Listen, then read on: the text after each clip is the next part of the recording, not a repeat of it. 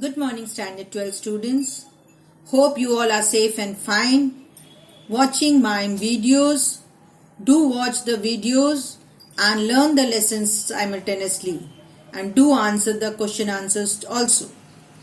Children, today we are going to read the presidential form of government and its features. In the previous module, we have learned the parliamentary form of government and its features. So let's start the presidential form of government. A presidential system is a system of government where a head of the government is also the head of the state and leads an executive branch that is separate from the legislative branch. The United States, for instance, has a presidential system. What is presidential government? In a presidential system, the executive is constitutionally independent of the legislature in respect to the duration of his tenure and irresponsible for his political policies. The head of the state, that is the president, is also the head of the government and he is his own prime minister. He wields real executive powers during his fixed and definite tenure. The cabinet has vast executive and legislature powers. We can find presidential form of government in United States of America, Argentina, Brazil, Indonesia, Mexico, Nigeria, Panama, Zimbabwe, and many other countries. The merit says about it has a greater stability, valuable in time of war and national crisis. Experts may be obtained to head the departments. So the merits of presidential form of government is stability of government. There is a strong executive. There is continuity in executive policies. The ministers are experts. Executive is free from aggressive party politics and more useful for unity of nations. The demerits of the presidential form of government are a single person, that is the president, he only enjoys all the powerful positions. The president can use his powers in an arbitrary way. Executive is irresponsible. Possibility or deadlocks between the executive and legislature. Executive cannot be easily changed. It also suffers from party politics. So let's start with the salient features of the presidential form of government, which you can find in page number 77. So the first point says it is a single unified executive.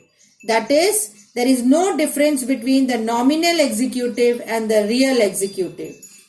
The president is both the head of the state as well as of the government, and he is his own prime minister, and he performs all ceremonial functions as the head of the state and exercises all the real executive powers as the chief executive head of the government.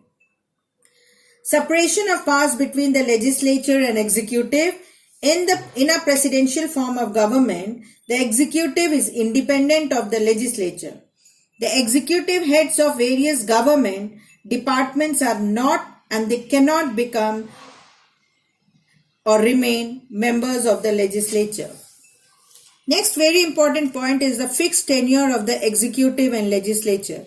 In the presidential form of government, the executive has a fixed and a definite tenure before the expiry of which it cannot be removed or voted out of power by the legislature. The president has a fixed and a stable future. He holds the office for a definite and a fixed period. Next point is the cabinet works as the advisory body of the president. That is, he is the head of the state. In the presidential system, the cabinet consists of the heads of various departments who are appointed by the president. All the powers are exercised by the president and the cabinet performs the functions of giving advice to him. Each member of the presidential cabinet has the responsibility to carry out the administration of the state in accordance with the policies, decisions, and the directions of the president. Next is the responsibility of the ministers towards the president or the head of the state. In the presidential system, the ministers are individually responsible to the president, who can remove them at will and with or without assigning any reason. The ministers always act in accordance with the decisions and the directives of the president, who is the real executive head or boss. The last point is the political homogeneity of the cabinet is not essential. In the presidential system, the president has a right to appoint any person to head any government department. He can appoint persons belonging to different political parties or men of eminence to high offices. He has the right to freely choose and appoint his team of ministers and other high officers. So, though the features of the parliamentary and the presidential governments are basically different from each other, both are equally popular and work as liberal democratic governments. Thank you.